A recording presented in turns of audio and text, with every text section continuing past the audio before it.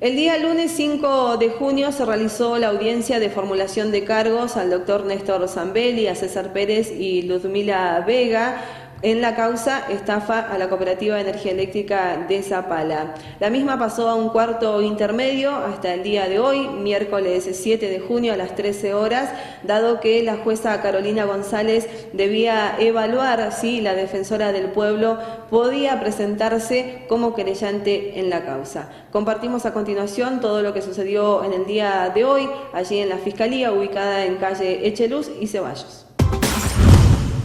Si nosotros vemos el detalle, y sigue, no voy a leer todo porque la ordenanza es prácticamente todo esto. Las ordenanzas, otra más, el cuadro tarifario y demás. Pero si vamos buscando, encontramos estas cosas. Si leemos en detalle el marco normativo contractual entre la municipalidad, la concedente, la que le confió manejo de un servicio indispensable para todos nosotros, podemos seguir diciendo que el fraude en el patrimonio de la cooperativa es un hecho penal sin incumbencia municipal, que es un hecho penal que no damnifica a los usuarios en sus derechos como consumidores. Si se vacía, se disminuye, se perjudica el patrimonio de la cooperativa. Es indudable que está en juego la regular prestación del servicio de electricidad. Es indudable que está en juego un derecho del usuario y del consumidor. El patrimonio de la cooperativa debe asegurar la continuidad y el mejoramiento del servicio, la calidad, la extensión, el mejoramiento y el mejoramiento de las tarifas, porque el mejoramiento de las tarifas fue una de las razones por las cuales se decidió confiar en una cooperativa compuesta por todos los vecinos para que manejen el suministro y distribución del tendido eléctrico. Objetivamente, ante la sospecha de un manejo defraudatorio, puede pensarse que podrían estar afectados o amenazados los intereses de los usuarios. Por lo tanto, entiendo que el defensor del pueblo, que viene a representar derechos con incidencias colectivas y derechos de los usuarios, tiene una absoluta legitimidad para estar presente en esta sala y en este legajo como parte querellante. Si hay un interés colectivo, los jueces no podemos, bajo ningún aspecto, denegar la legitimación al defensor del pueblo, siempre que sea tocante a cuestiones de competencia municipal que, como vimos, existen.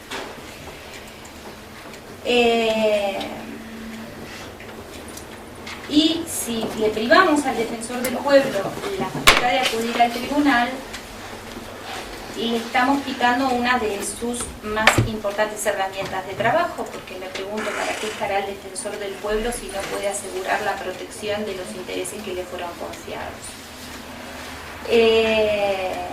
Lo vuelvo a decir, acá el defensor del pueblo no viene a proteger un patrimonio individual, sino que viene a proteger un patrimonio sobre el cual todos los usuarios tienen expectativas y tienen derechos, como acabamos de ver.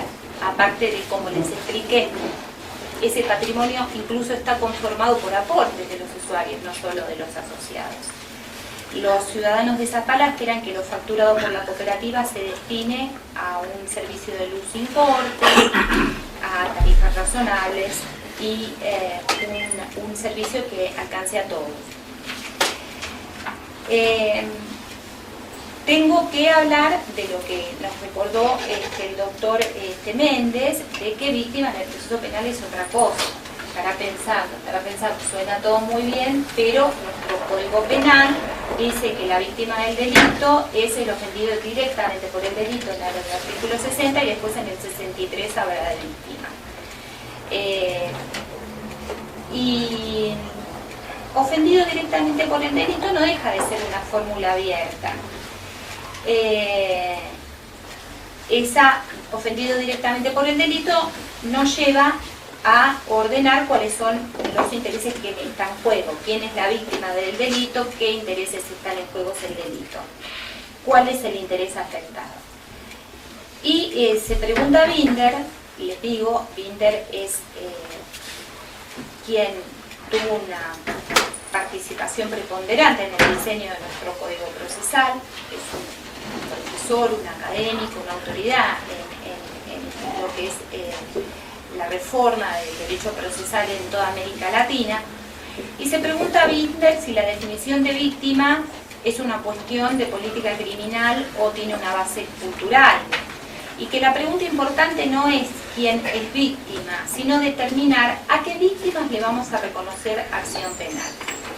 Y dice, al respecto, la definición de víctima, contesta Binder, es una decisión político-criminal que como tal no se toma desde el vacío, no se toma desde una fórmula, desde una simple construcción, por fuera de las condiciones culturales y sociales que reconocen los procesos de victimización. No hay aquí criterios de verdad para hablar de víctimas, sino criterios de conveniencia. Y entonces la pregunta es, ¿qué nos conviene en este proceso penal? ¿A quién nos conviene en este proceso penal reconocer como víctima? Voy a tener en cuenta dos parámetros. Uno, nos recordó la doctora Ángela Severino Cuevas, que es el artículo 4, cuando nuestro código tiende claramente a favorecer la participación ciudadana. Dice, los ciudadanos participarán en la administración de la justicia conforme lo previsto en la Constitución y en este código. Claramente nuestro código favorece la participación civil en el proceso penal.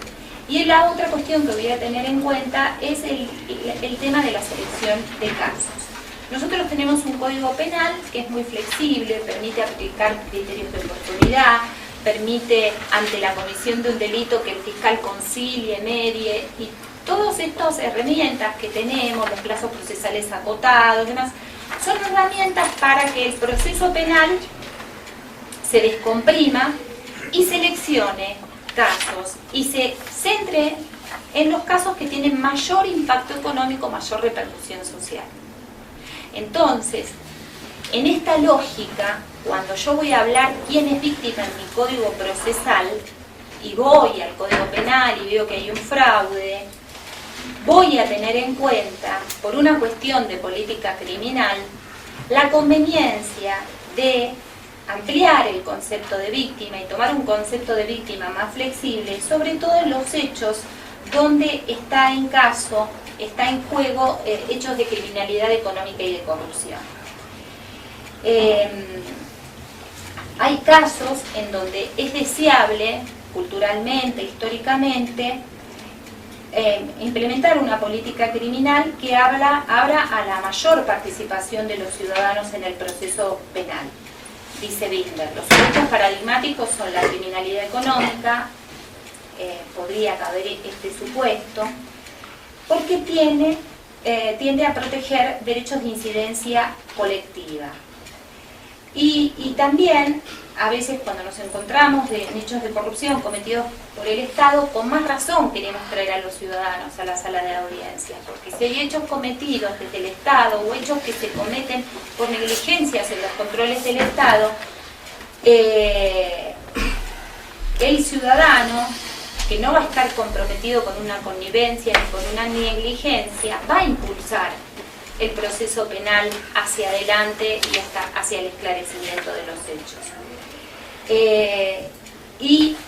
Concluye Binder, y eso lo entiendo, que no debería haber una división más controlada por los ciudadanos mismos que lo relativo a la probidad en el manejo de los fondos públicos. Y acá indirectamente, como lo acabamos de ver, hay fondos públicos.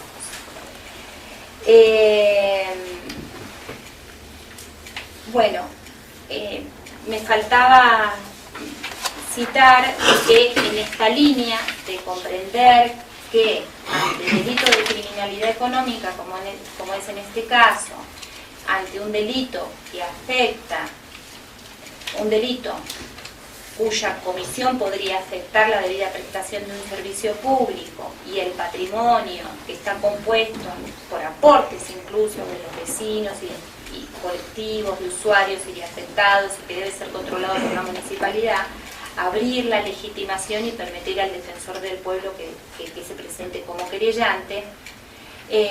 Voy a tener en cuenta, aunque es un caso de corrupción, este no lo es, insisto, caso de corrupción es el Estado y un particular.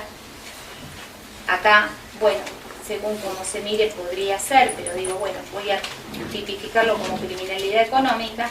El caso Poco, Guillermo Aníbal, sobre violación a los deberes de funcionario público, que fue resuelto por el Tribunal de Impugnación el 18 de septiembre de 2014. Hay un voto del doctor Trincheri que dice que aunque el Código Procesal no haya receptado el artículo 65 elaborado por la Comisión Interpoderes, debe ser considerada víctima la impugnante, en este caso una representante del pueblo por un acto de corrupción, no la titular del patrimonio exactamente, porque tratándose la investigación de supuestos delitos cuyos bienes jurídicos son colectivos, ella, como ciudadana que habita en Neuquén, en caso de acreditarse fehacientemente la comisión delictual denunciada, resultaría directamente alcanzada por el daño derivado de tales delitos.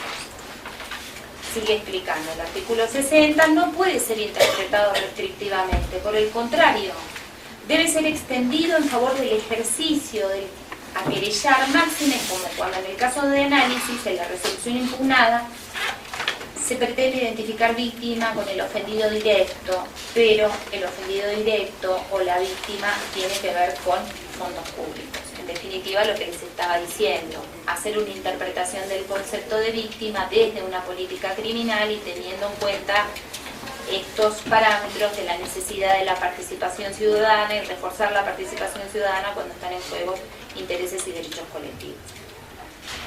Por lo tanto, mi decisión es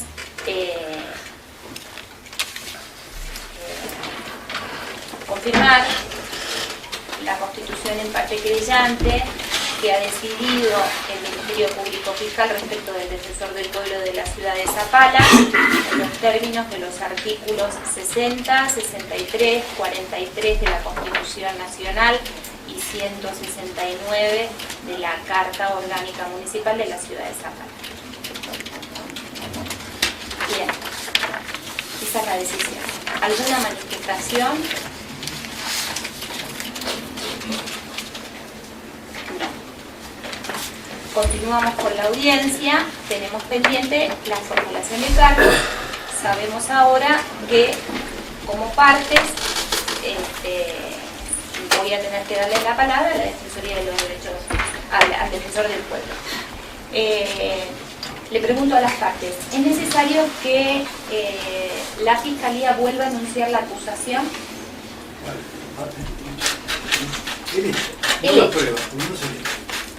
Bien, entonces, ahora sí, formalmente, previo resolver respecto de la formulación de cargos, le voy a pedir a la Fiscalía que vuelva a anunciar cuáles son los términos de la acusación. Estamos formulando. Esta unidad fiscal ha determinado que desde el 23 de diciembre del 2014 al 24 del 12 del 2015 y del 11 de mayo del 2015 al 2 de febrero del 2016, aproximadamente, César Pérez estafó a la Cooperativa de Energía Eléctrica y Servicios Públicos Limitada de Zapala al presentarle las facturas pertenecientes a Ludmila Vega, monotributista, según el siguiente detalle. Factura C001-0028 de fecha 23 de diciembre del 2014 por 2.600 pesos, como concepto un sonido, un operador y un proyector. Factura 001-029 de fecha 13 de enero del 2015 por el monto de 6.700 pesos, en concepto de viaje a la ciudad de Buenos Aires, a una reunión de Federación y Juventud Cooperativa. La factura 001-031 de fecha 20 de enero del 2015 por 6.200 pesos, con el concepto de servicio de catering. La factura C001-0031 de fecha 28 de enero del 2015 por 4.000 pesos, en concepto de alquiler, un alquiler de sonido con operador, un alquiler de proyector, más pantallas para consejo de administración. La factura C001-0035 de fecha 3 de febrero del 2015 por 4.500 pesos, y como concepto de esa factura un servicio de sonido con operador. La factura C001036 de fecha 6 de febrero del 2015 por 6.000 pesos en concepto de servicio de gestión ante los medios locales, provinciales y nacionales. La factura C0010037 de fecha 24 de febrero del 2015 por 6.000 pesos en concepto de pasaje a Ciudad de Buenos Aires, reunión con el INAES. La factura C0010003 de fecha 11 de mayo del 2015 por 18.000 pesos en concepto de gestión ante los medios locales, provinciales y nacionales, meses de marzo, abril y mayo. La factura C001004 de fecha 20 de mayo del 2015 por 7.500 pesos en concepto de viaje a la Ciudad de Buenos Aires, reunión con el INAES. La factura C00100009 de fecha 5 de junio del 2015 por 8.000 pesos en concepto también de gestión ante los medios nacionales y locales. La factura C001017 de fecha 31 de julio del 2015 por 4.300 pesos en concepto de gastos de representación y pasajes a la Ciudad de Buenos Aires. La factura C00100018 de fecha 5 de agosto del 2015 por 6.000 pesos en concepto de gestión, filmación, gestión ante los medios locales, provinciales y nacionales, corresponde a la factura del 060115. La factura 001019 de fecha 11 del 8 del 2015 por 8.000 pesos en concepto de gestión ante los medios correspondiente al mes de julio. La factura C0010021 de fecha 7 de septiembre del 2015 por 8.000 pesos en concepto de gestión ante los medios corresponde al mes de agosto. La factura 0010022 de fecha 18 de septiembre de 2015 por 5.438 pesos en concepto de talleres de cuento, transfiriendo saberes, proyecto, estrechando vínculos. Factura C0010024 de fecha 29 de septiembre de 2015 por 2.500 pesos en concepto de pago arancelamiento web, página web Cooperativa Energía Eléctrica Zapala. Factura 0010025 de fecha 13 de octubre del 2015 por 8.000 pesos en concepto de gestión ante los medios corresponde al mes de septiembre. Con igual concepto, la factura 0010027 de fecha 5 de noviembre del 2015 por 8.000 pesos. La factura 0010030 de fecha 26 de noviembre del 2015 por 5.000 pesos en concepto de viaje a la Ciudad de Buenos Aires, reunión con el INAES. La factura 0010031 de fecha 4 de diciembre del 2015 por 8.000 pesos, el concepto gestión ante los medios, mes de noviembre. La factura 0010033 de fecha 7 de enero del 2016 por 8.000 pesos, en concepto de gestión ante los medios, mes de diciembre del 2015. Y por último, la factura 0010035 de fecha 2 de febrero del 2016 por 8.000 pesos, en concepto de gestión ante los medios, mes de enero del 2016. De esta manera, o cobrando de esta forma, un total de pesos 148.738 pesos. El ardid se configura al llenar César Pérez dichas facturas con falsos conceptos de facturación, expresando servicios que nunca ejecutó Ludmila Vega y para el cual no estaba habilitada a facturar, para con ello y con la colaboración directa de Néstor Osvaldo Zambelli, quien en su carácter de presidente de la Cooperativa de Energía Eléctrica y Servicios Públicos de Zapala, con pleno conocimiento de estas falsedades como engaños, ya que sabía efectivamente que César Pérez no tenía ningún vínculo con la cooperativa y que dichas facturas no le pertenecían, y no obstante esto suscribía las mismas, autorizando administrativamente de esta forma su pago, ordenando a la tesorería de la cooperativa que efectivizara el mismo, preferentemente en efectivo, inclusive con dinero proveniente de la recaudación de energía eléctrica que cobra la misma, Caja General, violando así los deberes a su cargo como presidente. Posteriormente, Zambelli, a través de tesorería, hacía suscribir los cheques con el monto pagado a Pérez, conjuntamente con el secretario y tesorero del Consejo, y así simular que cumplía con el artículo 77 del Estatuto Social ya previamente violentado. Con este procedimiento le permitía a César Pérez suscribir los recibos correspondientes y cobrar las mismas en beneficio propio hasta el monto mencionado, causándole así un perjuicio económico a la Cooperativa de Energía Eléctrica Zapala por la suma mencionada. Estas maniobras engañosas no podían llevarse a cabo sin la colaboración directa y necesaria de Ludmila Vega, empleada administrativa de la Municipalidad de Zapala, en el carácter de monotributista durante el lapso del tiempo mencionado, quien le entregaba las facturas antes descriptas a César Pérez, permitiéndole a éste llenarlas con su puño y letra y con conceptos falsos, en algunos casos, y completándola ella misma en otros, conociendo de la falsedad de su contenido y servicio no realizado, siendo así posteriormente presentadas a la cooperativa a través de Néstor Zambelli, quien, ostentando su calidad de presidente de la cooperativa Energía Eléctrica, la firmaba y ordenó que se paguen a César Pérez. En definitiva, y tal cual lo referí, el monto aproximado del perjuicio económico a la cooperativa de Energía Eléctrica Zapala es de pesos 148.738.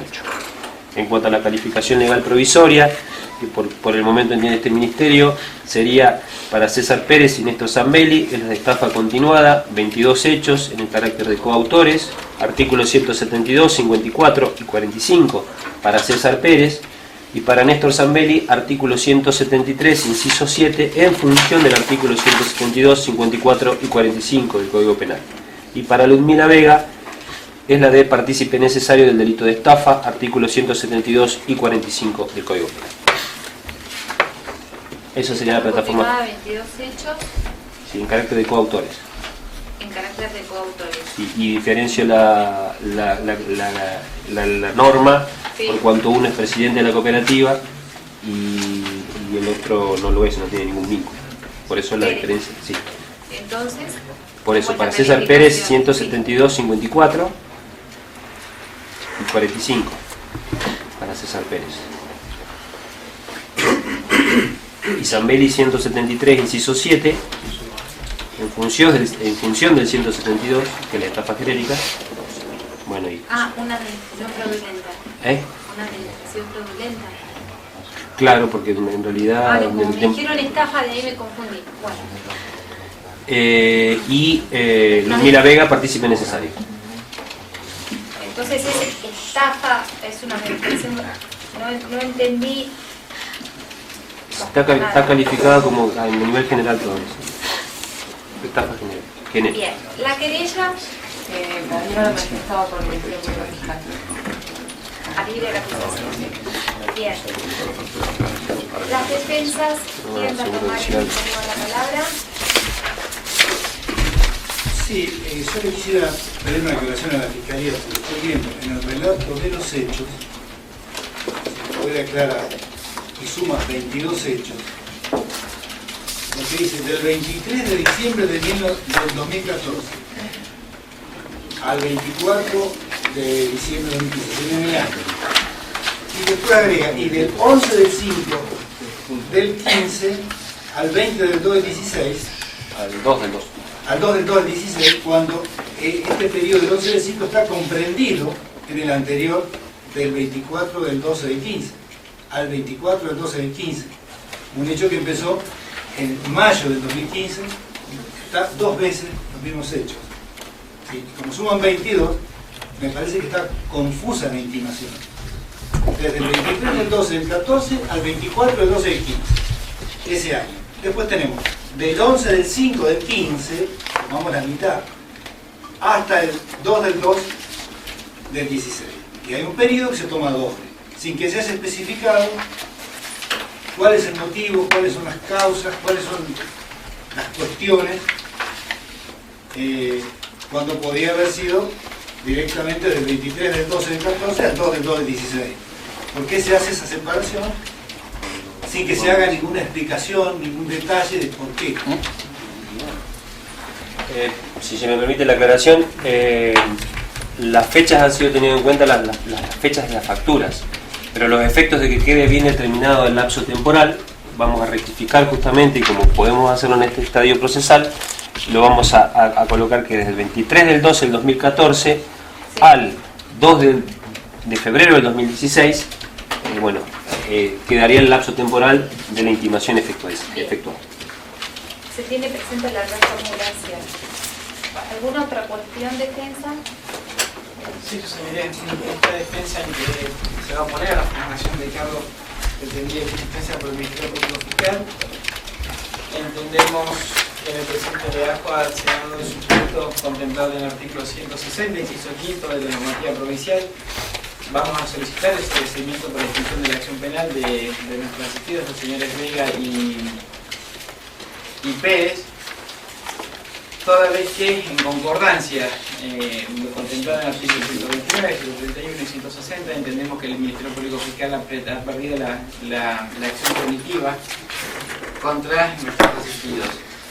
En primer término, y el efecto que venía en relación al derrotero procesal que tenía el presente legajo, hago mención a que el día 14 del 9 del año pasado, del 2016, el Ministerio Público Fiscal asume la acción pública mediante una certificación que efectúa el funcionario de Fiscalía, el doctor Diego Chavarría Ruiz, en la cual hace referencia a que habiendo tomado conocimiento a través de publicaciones de FM Urbana respecto a irregularidades detectadas en la cooperativa de energía eléctrica Zapala, se dispone a imprimir todos los artículos relacionados y dar inicio a la presente investigación.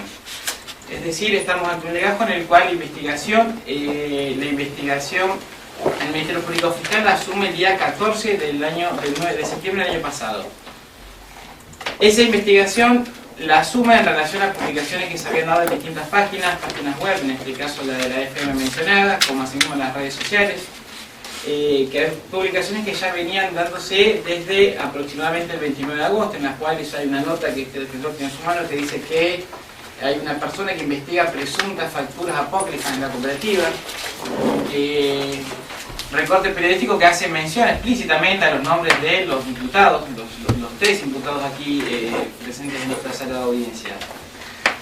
Asumida la acción pública por parte del Ministerio Público Fiscal, se da inicio a la investigación penal preparatoria. El 15 del 9 el Ministerio Público Fiscal produce un allanamiento en las dependencias de la Cooperativa Eléctrica de la Ciudad de Zapala, citas en calle Luis Monti, con una orden de allanamiento autorizada por su señoría, solicitada por la titular del Ministerio Público Fiscal 2, la doctora Pizzi Paula. El 15 del 4 se toma una testimonial a la persona que venía investigando en los medios públicos estas presuntas irregularidades. El 23 del 9 se toma una testimonial más, a la señora Timbita. El 13 del 12 del 2016 se toma una testimonial a la Barrera. El 20 del 10 se libra un oficio de la municipalidad a los efectos de solicitar que la municipalidad remita el legajo de nuestra asistida, la señora Vega. Se toman dos testimoniales más, y esa es toda la actividad que el Ministerio Público Fiscal ha efectuado desde el 14 de septiembre del año 2016 al día de la fecha. Es decir, 10 meses el Ministerio Público Fiscal tomó 5 testimoniales. Esa es toda la actividad que han efectuado en el presente legajo.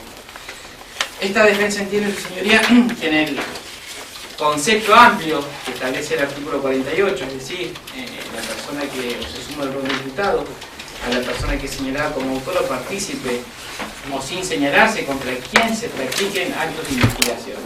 Actos de investigación que, como hicieron referencia el Ministerio Público Fiscal, el 14 del 9 asume la acción pública, pero ya en fecha 29 de agosto se venían dando en los medios públicos, con enunciación expresa de los nombres de los aquí imputados. Bajo estas circunstancias, entendemos que el plazo que contempla el artículo 129 y el 131, es decir, los 60 días corridos por los 60 días hábiles de la investigación preliminar, tuvieron su vencimiento el día 14 de diciembre del año 2016. Computando esto con los presentes ya sostenidos por teoría de impugnación, ¿no? Que estamos hablando de días hábiles, acaeció el día 14 de diciembre del año pasado. A partir de este vencimiento del plazo del artículo 131 empezamos a computar el plazo que establece el 158, es decir, los 4 meses de la investigación penal preparatoria, como plazo que conforme a la concordancia del artículo 79 es un plazo perentorio y fatal. Dicho vencimiento, contándolo en meses corridos, operó el día 14 de abril del año 2017. Es decir, los 4 meses computando inclusive el mes inhábil o el proceso administrativo de la feria judicial en enero, descontándolo. Para el peor de los supuestos, como uno fuera a veces referido por su señoría en anteriores resoluciones, que no se computaría el periodo contemplado durante el receso administrativo, es decir, la feria judicial, el vencimiento lo corresponderíamos al día 15 de mayo del año 2017, es decir, contando los 4 meses sin la feria de enero. El Ministerio Público Fiscal, en el presente legajo, el día 19 de mayo del año 2017, solicitó la audiencia de formulación de cargos contra mis asistidos. Es decir, el Ministerio Público Fiscal solicitó la formulación de cargos cuando una causa ya estaba vencida. Transcurrieron los 60 días de investigación preliminar y transcurrieron holgadamente los 4 meses de la investigación penal preparatoria. Es decir, estamos pretendiendo levantar en esta instancia, mediante la formulación de cargos, una causa en la cual ya está extinguida. El Ministerio Público Fiscal perdió la potestad punitiva que el Estado le otorga conforme a la Constitución Nacional. Este es el criterio, su señoría, que recepta los precedentes establecidos por la Corte Suprema de Justicia de la Nación desde el año 1968 con el fallo Matei, que el legislador provincial, a través de la reforma de la ley 2784, incorporó con certeza y en forma contundente la garantía del plazo razonable. Ese plazo o esa garantía que tiene todo individuo ser juzgado en un tiempo prudencial y razonable. Y vuelvo a hacer referencia, en el presente legajo, el Ministerio Público Fiscal actuó de oficio o levantó la acción pública que se había establecido por los medios radiales 20 días después y se tomó 10 meses para llevar a cabo 5 declaraciones testimoniales. Esa es toda la actividad pública que efectúa la Fiscalía. Es por ello que esta defensa, conforme a las previsiones del artículo 158, es decir, que existió una investigación penal preparatoria, que consumado ya el transcurso de los 60 días, automáticamente se computa los 4 meses, vamos a solicitar el sobreseimiento total y definitivo de los señores Pérez y Vega por las previsiones del artículo 170 y conforme lo establece la Constitución Nacional, el artículo 7522, la Declaración de los Derechos Americanos, el Pacto de Derechos Civiles y Políticos, todas vez que normas de jerarquía supraconstitucional que otorgan o dan acogida a lo que es la garantía del plazo razonable. Asimismo, vamos a hacer mención a los precedentes ya jurisprudenciales que se han dado en esta provincia. Menciona Fuentes Fabián, Morales, Jesús, Pino López, todos precedentes que se han tomado a partir del fallo de Tuquero, en los cuales él establecieron el cómputo automático de los plazos que se dan en la investigación preparatoria con la investigación preliminar. Es decir, de 129 transcurrieron mismos que se van a computar los 4 meses. Y para terminar y cerrar esta presentación, señora juez, no podemos dejar de mencionar y destacar. Trajimos un código ultramoderno, importamos institutos de otros países. Hemos dicho, se está diciendo ahora, a raíz del caso Farlén, que ahora la Constitución, el jurado dio condena en un caso conocido, se ha cumplido con lo que se dispuso en 1853 de juicio por jurado.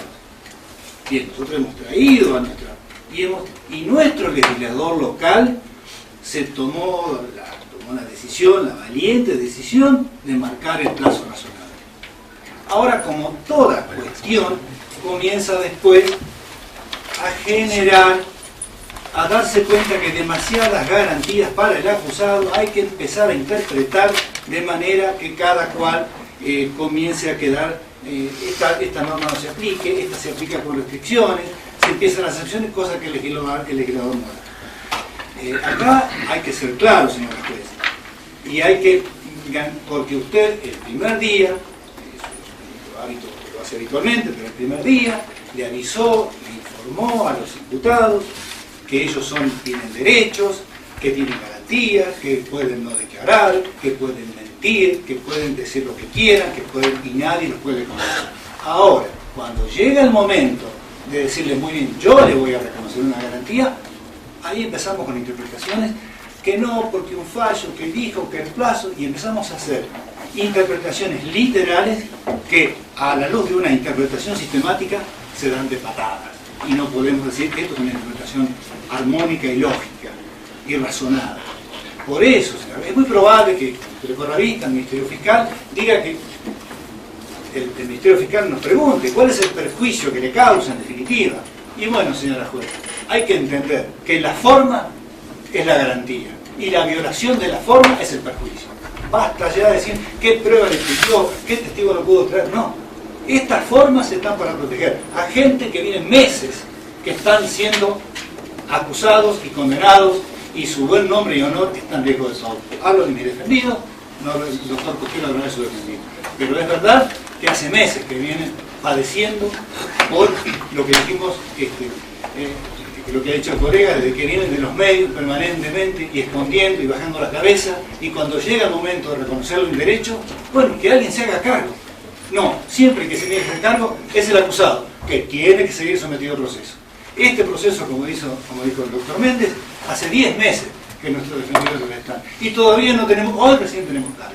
Y el padecimiento que hemos tenido, la pena del banquillo, la pena de la información pública, eso no la cuenta nadie. Solamente, yo entiendo que es cierto que el usuario tiene derecho a reclamar, pero solamente las garantías se sienten y se reconocen cuando las padece uno o alguien muy allegado a uno. Cuando el problema es del otro, no importa. Yo les pido, señora juez, que luego de esto haga un examen honesto y sincero, razonado, lógico y de respeto a las garantías para resolver este tema. Sí, añadir, señoría, que los ciudadanos somos todos, sujetos pasibles de la acción pública penal somos todos.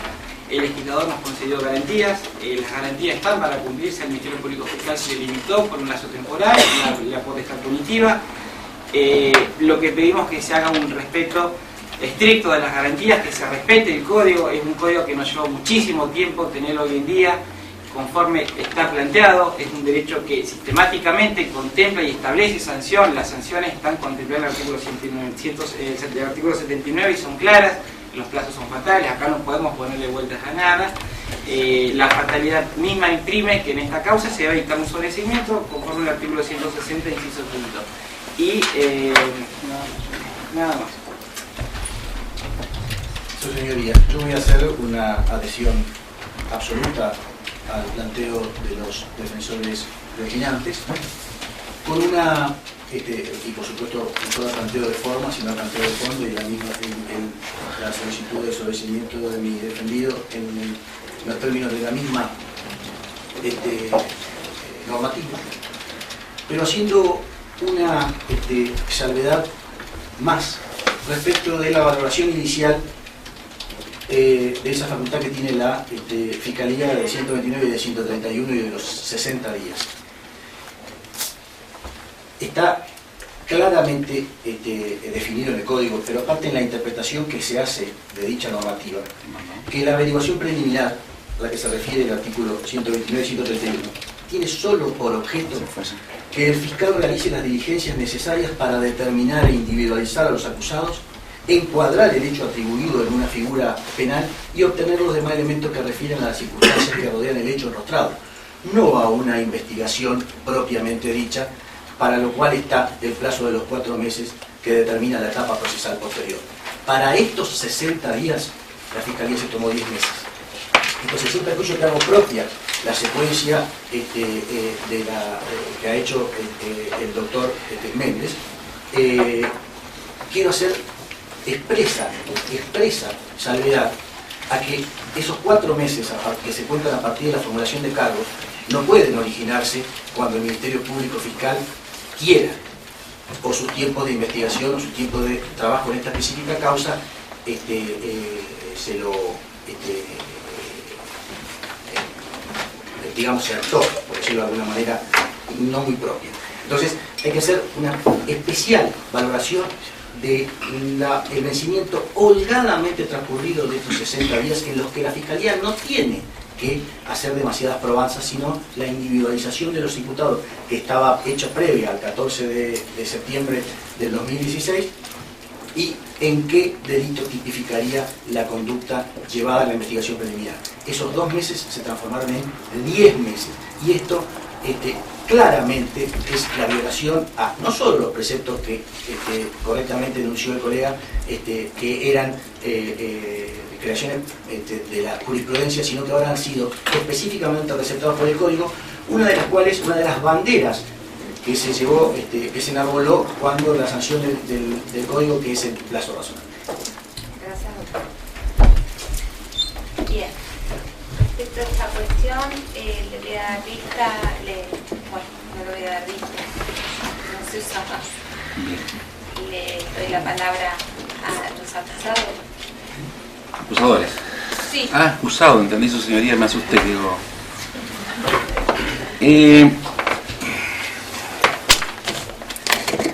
Su señoría, estamos asistiendo a todo tipo de audiencias desde ya.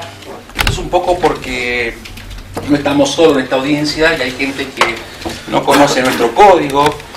Y voy a empezar con algo que dijo el señor defensor, con lo que me voy a quedar. La forma es la garantía. Tiene razón. Acompaño plenamente la frase, la forma es la garantía. Entonces digo, si la forma es la garantía, ¿por qué le ponemos énfasis siempre a la misma historia? Que los legisladores hicieron un esfuerzo, que es un código moderno, que estamos a la antípoda de una reforma que tiene que ser considerada por los imputados y bla, bla, bla, bla. ¿Sí? Hablábamos de los derechos de los imputados. Y la víctima, parece ser que la víctima la corremos, la ponemos en otro lugar, la sentamos en un escritorio y la dejamos sentadita ahí a la víctima.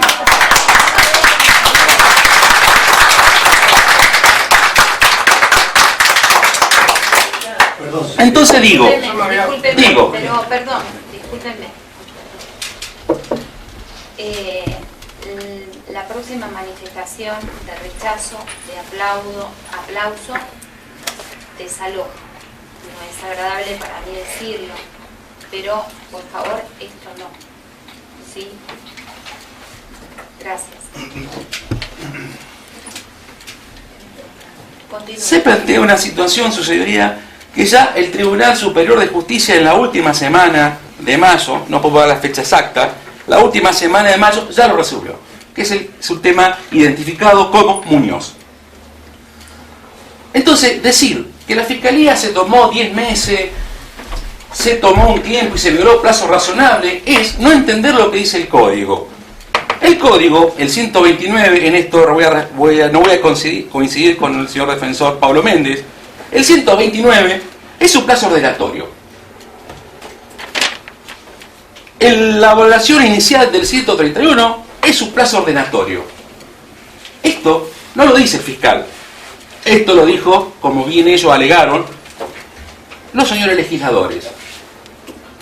Y cuando quisieron decir los legisladores hablar de plazo perentorio, así lo hicieron en el artículo 158, donde sí le dicen al fiscal, usted tiene 4 meses.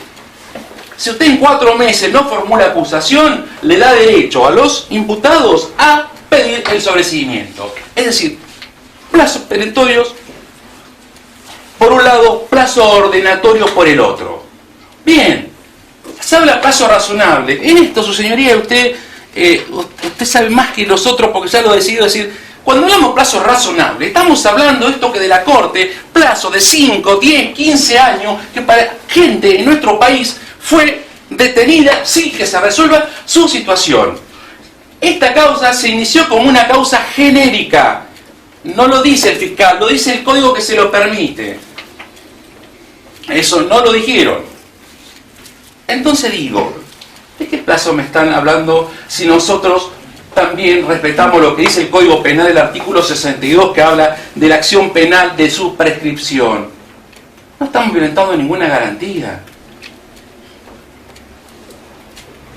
Y los señores defensores, si hubieran querido que este fiscal, conjuntamente con el colega, tomáramos más testimoniales, se hubieran presentado en la fiscalía y hubieran ofrecido pruebas testimoniales. No lo hicieron. Es la prueba que el fiscal entiende que no da suficiente elemento, evidencias para formular cargo. Es lo que hicimos. Los imputados, cuando se les notifica, presentaron defensores que tuvieron conocimiento desde el primer momento de lo hecho. Entonces digo, querer decir ahora, porque aparte de otra cosa, esta es una discusión que viene, que lo dijo, y lo dijo en su momento, un miembro, o creo que hoy es el presidente del Tribunal Superior de Justicia, el doctor Elos Ularrumbe.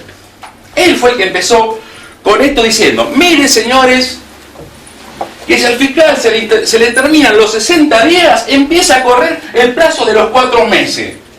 diciendo con el señor presidente del Tribunal Superior de Justicia, y con mucho respeto, porque el código no dice eso. El código dice que los 4 meses empiezan a correr, formular los cargos. Por eso al inicio de esta audiencia le pedí a su señoría que nos dijera cuándo vamos a empezar a tomar la formulación de cargo. Idas y venidas, tribunal de impugnación, hasta que el Tribunal Superior de Justicia dice, bueno muchachos, voy a solucionar esto. Los plazos de 4 meses se cuentan a partir de la formulación de cargo. Y su señoría, no me acuerdo los casos, sé que usted piensa diferente. Sé que usted tiene otro criterio, porque así lo ha hecho en otras causas que en este momento no me acuerdo, y les pido disculpas a su señoría. Sé que usted piensa diferente.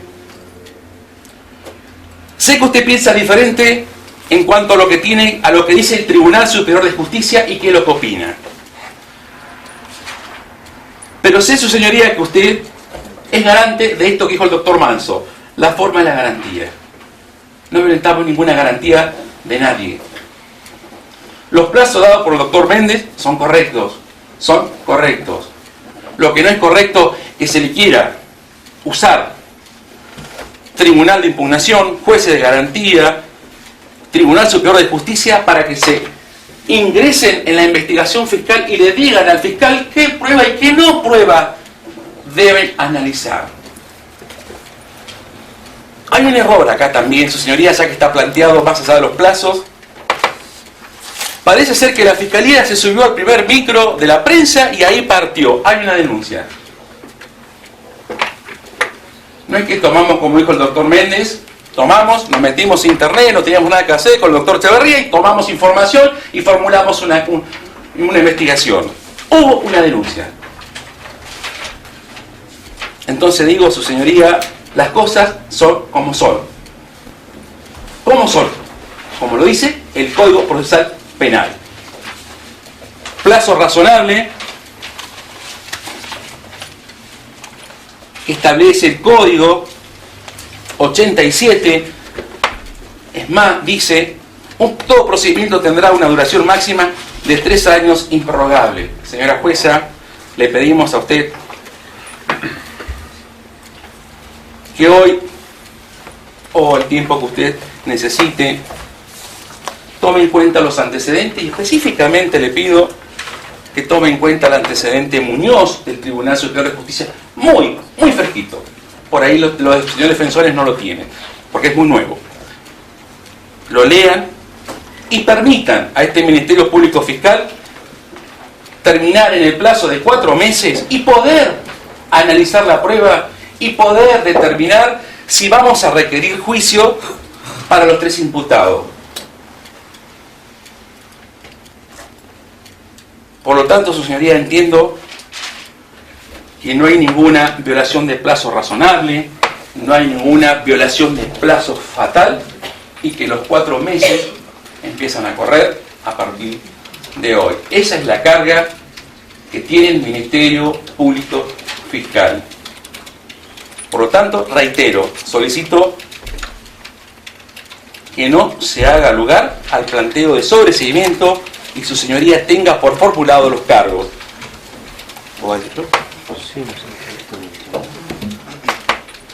No, nada más, su señoría, de mi parte. Simplemente completar, señoría, conforme he relatado el hecho y justamente disintiendo absolutamente con lo que dice el doctor Méndez, no se trató de una investigación simple, acabada, porque el hecho de haber descrito el hecho como se describe y qué función cumplió cada uno requirió de justamente un estudio bastante pormenorizado de todas esas circunstancias.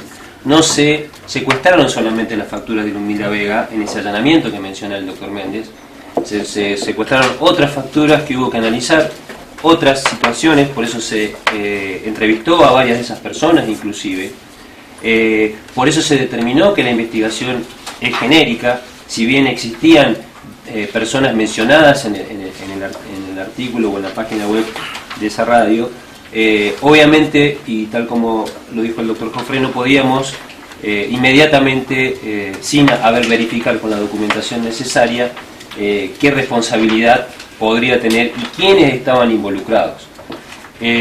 Tal es así que a partir de esta investigación y tal como surge del legajo virtual, que con fecha 12 de diciembre justamente del 2016 se dejó constancia de esta situación, previendo el vencimiento de estos 60 días que podría llegar a plantearse por parte de la defensa como en ese momento estaba vigente este criterio que dice que a partir de los 60 días del 129 comienzan a correr los 4 meses, cuestión que hoy está justamente contradicha por el propio o el máximo tribunal de nuestra provincia, como es el Tribunal Superior de Justicia, quien claramente echó luz sobre esta discusión que permanentemente tenemos los que estamos tanto de uno o de otro lado. Es decir que a partir de poder o de determinar qué función cumplió cada uno, es que este ministerio decide formularle los cargos. Considerando inclusive estas fechas, no estaríamos en el vencimiento que dice el señor defensor en cuanto a los 4 meses, y tal como lo ha dicho el doctor Jofré, la decisión del Tribunal Superior de Justicia obviamente implica un antecedente muy fuerte que debe tenerse en cuenta por cuanto a los efectos de evitar un desgaste jurisdiccional. Evidentemente, si esto llega a ese nivel, el resultado sería justamente lo que establece el fallo Muñoz. Simplemente poner en conocimiento de esto a su señoría y dejar claramente establecido, como lo ha hecho ese fallo, que los 4 meses comienzan a contarse a partir de la formulación de cargos, que es justamente lo que este ministerio solicitó a fin de que pudiera de esta manera poderse llevarse la investigación ya con personas determinadas y no en un momento como existían varias personas que estaban sospechadas justamente de esta situación. Bueno, ahora le toca el turno hablar a la jueza y como siempre traemos las malas noticias. Yo no tengo ningún interés personal en asegurar la impunidad del señor Zambelli, como la de asegurar la impunidad de ninguna otra persona que haya pasado por estas salas de audiencia. Es mi palabra, se los aseguro. Mi función como juez de garantías es controlar que el proceso se cumpla de acuerdo a lo que dice el Código Procesal y hacer respetar la ley. El plazo razonable está fijado porque responde a una cosa que ninguno de ustedes de los que están sentados acá van a discutir. Que lo que le pedimos a la justicia, ¿qué es? Que diga, que hable, que diga es culpable, que diga es inocente, que diga si hay pruebas o no hay pruebas, pero que lo haga en tiempo, que no tarde. Entonces nos quejamos porque la justicia tarda, porque la justicia demora, porque la justicia que no llega en el momento no es justicia, porque si sufriste un hecho terrible, no tenés por qué ver durante 10 años al que te causó ese daño caminando por la calle sin que alguien le haya dicho, señor, usted es penalmente responsable. En eso estamos de acuerdo, merece un aplauso decir que necesitamos una justicia en tiempo. Sí, bien. Para eso, el legislador, que son también los que se votaron, ¿sí? Yo no lo voté porque no estaba en Neuquén en ese momento, pero seguramente todos ustedes sí, decidieron darnos este código. Y en este código el legislador pensó que como lo que necesita es una justicia en tiempo, hay que poner el plazo razonable. Y el plazo razonable, para mí, ¿a quién protege? Primero, protege a todas las personas que son investigadas, y cualquiera de nosotros podemos ser investigados por un delito. Yo, mi hijo, un familiar, un fraude, un balance falso, un robo, un accidente de tránsito. Las garantías de los imputados son de todas, de todos. Las usan los imputados cuando vienen al proceso, pero son de todos nosotros. Cualquiera puede en algún momento necesitarlas. Pero no solo para proteger al imputado de que llegue la justicia a tiempo y no se vea sometido durante 10, 15 y 20 años, como puede pasar. También es de los que acuden al servicio de justicia, porque si ustedes traen un problema al servicio de justicia, necesitan que la justicia sea rápida, y si el legislador no le pone plazos, los plazos no se respetan. Imagínense, si poniendo plazos, los plazos no se respetan, ¿qué pasaría si los plazos no se ponen? Entonces, el plazo se pone para una disciplina del tiempo. Es como cuando uno está en su casa y tiene que hacer una tarea y un día no la hace y otro día no la hace y se pone una fecha límite. Cuando nos ponen las fechas límites las cumplimos. Eso es lo que se llama disciplina dentro del proceso. Y los plazos procesales y el plazo razonable se instituyó para eso, teniendo en cuenta que hay imputados y también hay víctimas que necesitan que la justicia llegue en el tiempo que tiene que llegar. Y esto es una carta limpia, porque desde que empezamos a trabajar, yo, que soy juez, sé que tengo 5 días para redactar una sentencia. El viernes me vence una del juicio de Chosmalal, dificilísima, voy por la página 120 de prueba y me voy a tener que quedar sin dormir para terminar la valoración. Y lo tengo que cumplir, porque sé que el código me dice 5 días. Entonces, ese plazo sé que existe. Yo sé que existen esos plazos y el Ministerio Público sabe los plazos que le corresponden a su tarea. Acá me está diciendo el Ministerio Público, y yo lo tengo que atender con mucho cuidado, que en lugar de tomar 60 días, que es lo que el Código le impone, para una averiguación preliminar, para decidirse si hay un hecho posiblemente delictivo, si hay una persona imputada, porque cuando ya tiene que decidir eso, tiene que formular los cargos, no son que los 60 días son para nada, son para eso. Tómate este tiempo para ver si la vas a desestimar, pareciera que no fue el caso. Si vas a aplicar un criterio de oportunidad, es decir, un hecho, una bagatela, lo archivo, evidentemente no. Si vas a mandarlo a archivo porque hay autores desconocidos, como cuando te roban el pasacassette del auto, tampoco es el caso. O si vas a iniciar una investigación penal formalmente. Para eso tenés 60 días. Claro, puede ocurrir que te encuentres en una situación de una empresa criminal y de una criminalidad económica compleja, en la cual sea imposible en esos 60 días ver para qué lado agarrar. Y ustedes, que si tienen la capacidad de ser jurados populares y tienen la capacidad de ocupar el lugar que yo estoy ocupando, porque no se necesita mucho más que, la verdad, ser gente honesta o criteriosa, analizan el hecho que hoy se trajo a esta audiencia, no pueden, o yo no puedo ver, no alcanzo a ver honestamente cuál es la complejidad de la criminalidad de esta situación. La utilización de las facturas apócrifas es, en las maniobras de estafa, una de las maniobras más comunes que nos llegan a los tribunales, que generalmente investigamos delitos contra el patrimonio. Yo les aseguro que en un juzgado de los antiguos juzgados de instrucción donde se investigan estafas, estas son maniobras de todos los días. Sacar un fondo por inventar una factura no es lo que dice el artículo 134, una forma especial de criminalidad. Una forma especial de criminalidad es un mecanismo de ingeniería para lograr un blanqueo de capitales. Una forma especial de criminalidad es una red de complicidades que va desde el robo de un auto hasta la venta de la pieza individual de cada parte de las autopartes de los autos en 5 provincias distintas. Esto no es el caso. De ninguna forma. No hay acá posibilidad de sostener que nos encontrábamos ante una investigación genérica, sin imputados, sin conocer bien las maniobras, sin tener noticias de lo que estaba pasando. Es de público conocimiento que las noticias respecto de las irregularidades de la cooperativa eléctrica se sucedieron con anterioridad a esta denuncia, porque por lo que yo sé, pasó por manos de este Ministerio Público Fiscal ya otra acusación con una suspensión del juicio de prueba. Por lo cual, por lo menos tenemos en cuenta que el escenario de donde se estaba investigando se conocía.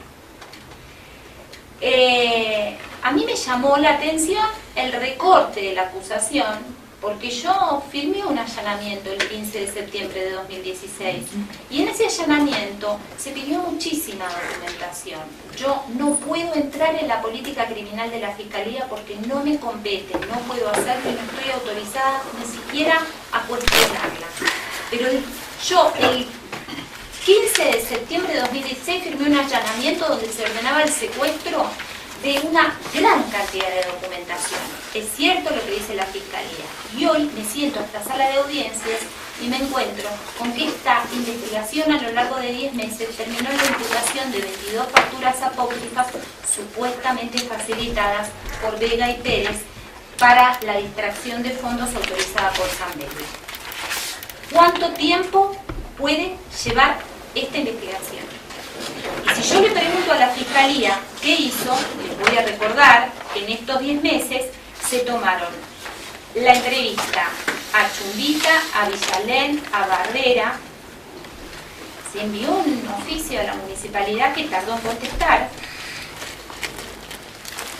dato que también como ciudadanos nos importa, ¿no? En una investigación tan importante que tengan que reiterar los pedidos porque no se contestan. Se pidieron averiguaciones de la AFIP y se tomaron 2 declaraciones más. En un juicio oral y público, en esta sala de audiencias se reciben entre las 9 de la mañana y las 2 de la tarde 5 declaraciones. Lógicamente la investigación lleva mucho más tiempo, pero no creo que sean los 10 meses. Y todavía hay cuestiones pendientes. Pero aparte les quiero decir algo, los 60 días no eran para investigar.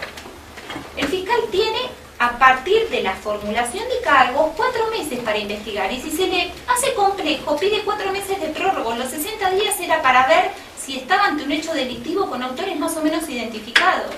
Es decir, utilizó los 60 días para hacer una investigación fuera de código y encima fuera de plazo. Y llegamos los jueces de garantías, que no merecemos los aplausos, puesto que damos las malas noticias de decir que los plazos están vencidos. Y los plazos están vencidos. Entonces me senté y les hablé de los derechos de incidencia colectiva, del aporte de los usuarios, del defensor del pueblo. Me excedí, la verdad que me excedí en el tiempo, hace mucho, los cansé, para terminar diciéndoles que, de acuerdo a lo que surge de las normas de nuestro código procesal, que es la herramienta de trabajo que a mí me dieron y la que voy a hacer cumplir, aunque sea antipática mi decisión, surge que los 60 días son para cumplir una averiguación preliminar con los límites del artículo 131, que hay una formulación de cargos que es la del artículo 133, que a partir de entonces tiene 4 meses y que a partir de entonces puede decir que si se le complicó, porque resulta que en vez de algunos imputados hay muchísimos más y resulta que tiene que hacer periciales y darle traslados a la defensa, puede pedir una prórroga. Pero nada, eso sucedió porque se quedó haciendo una investigación penal no autorizada dentro de lo que es una investigación preliminar. Los plazos los tenemos que cumplir, porque si los plazos no los cumplimos es un desincentivo para que se siga tardando en la administración de justicia. El listón hay que ponerlo alto y en donde la ley nos indica. Ustedes dirán, ¿cuál es el resultado? El resultado es que si los plazos se han incumplido, y por una cuestión formal puedo mencionar los antecedentes conocidos por mí, por la Fiscalía y por la Defensa, de cuál era la interpretación, porque esta cuestión y estos antecedentes jurisprudenciales los conozco yo, pero los conocía la Fiscalía también. Es decir, que la Fiscalía tuvo que comprender que en el momento que estaba haciendo una averiguación preliminar, llevando tanto tiempo, corría el riesgo de que esto suceda y de que esto se plantee. Resulta que hace una semana vino una interpretación distinta del Tribunal Superior de algunos miembros, porque otros no piensan lo mismo. Tal el caso de los Ularumbe, que es el presidente y es el que fijó el antecedente Pino. Esto lo sabía la Fiscalía. La Fiscalía debería saber que se estaba arriesgando a esto. Y también debería saber que este decreto de la investigación genérica terminó por no responder una realidad, porque si a mí me dicen necesito contar con más tiempo porque tengo que hacer informes técnicos en extraña jurisdicción, ¿dónde están los informes técnicos de extraña jurisdicción? ¿Dónde está la complejidad? ¿Dónde está la multiplicidad de autores? Porque, aunque, ¿quién es Aliaga? ¿Está presente? Usted. Sí. Aunque el periodista Aliaga haya denunciado muchísimas más cosas, visto lo visto, y como dice la defensa, el periodista logró cumplir una actividad de investigación que la Fiscalía trajo acá y la puso en la audiencia, y encima recortada. Entonces, ¿qué nos está pasando? ¿Nos olvidamos de las víctimas? Yo voy a hacer cumplir los plazos procesales, aunque no merezca el aplauso.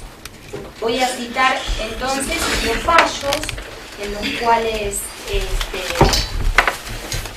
se basa este criterio. Insisto, los fallos son a modo ilustrativo, está en la ley. Los antecedentes Pino López, los antecedentes morales. Y a tener en cuenta, por sobre todas las cuestiones al momento de decidir, que tampoco el decreto de una investigación genérica, finalmente, como lo escuchamos, respondió a la realidad que nos han traído. Una compleja modalidad delictiva que impone se realicen informes técnicos en extraña jurisdicción que no se han cumplido y que se torna aconsejable disponer 60 días más. A la luz de lo que se ha traído a esta audiencia, ninguno de estos supuestos son ciertos. Por lo tanto, mi decisión es, finalmente, entender que en este legajo se han incumplido los plazos procesales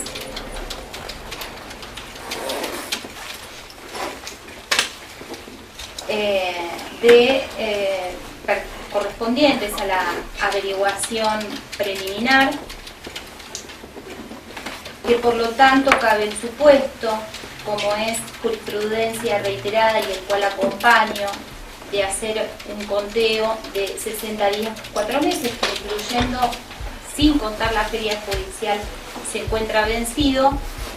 Por lo tanto, mi decisión es declarar extinguida la acción penal exclusivamente respecto del hecho que ha sido motivo de acusación, ¿sí? Es solamente respecto del hecho que involucra las facturas de Ludmila Vega y por las imputaciones de César Fabián Pérez y del señor Néstor Zambelli respecto del hecho de estas 22 facturas, y consecuentemente declarar el sobreseimiento de los nombrados en los términos del artículo 160, inciso 5 del Código Procesal Penal. Esa es mi decisión. Tengan buenas tardes.